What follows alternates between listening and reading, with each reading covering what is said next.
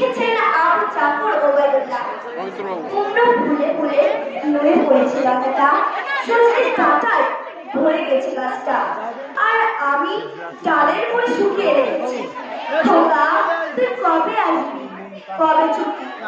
চিঠিটা তার পকেটে ছিল, ছেঁড়া আর রক্তে ভেজা।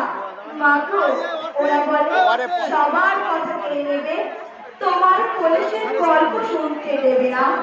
বলো মা, তাই কি হয়? তাই তো আমার দেরি হচ্ছে।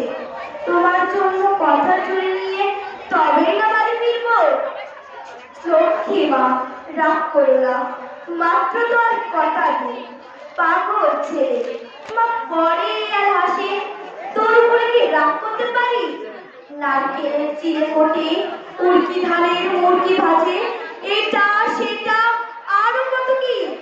তার কাছে বাড়ি ফিরে ক্লান্ত খোকা, কুমড়োর ফুল শুকিয়ে গেছে, ঝরে পড়েছে ডাটা, বইলতাটা নেতাল। তোকে এলি ঝাপটা চোখে মা তাকায়। উঠোনে উঠোনে যেখানে সকাল সব শকুনিরা ব্যবচ্ছেদ করে, এখন মার চোখের চরিত্রের লোক পুড়িয়ে দেয় শকুনিদের। তারপর দাওয়ায় বসে মা আবার ধান গালে, বিনি ধানের খই ভাজে। কখন আসে, কখন আসে, এখন মার চোখে শিশির ভোর স্নেহের রোদে ভিজে পড়ছে। ধন্যবাদ।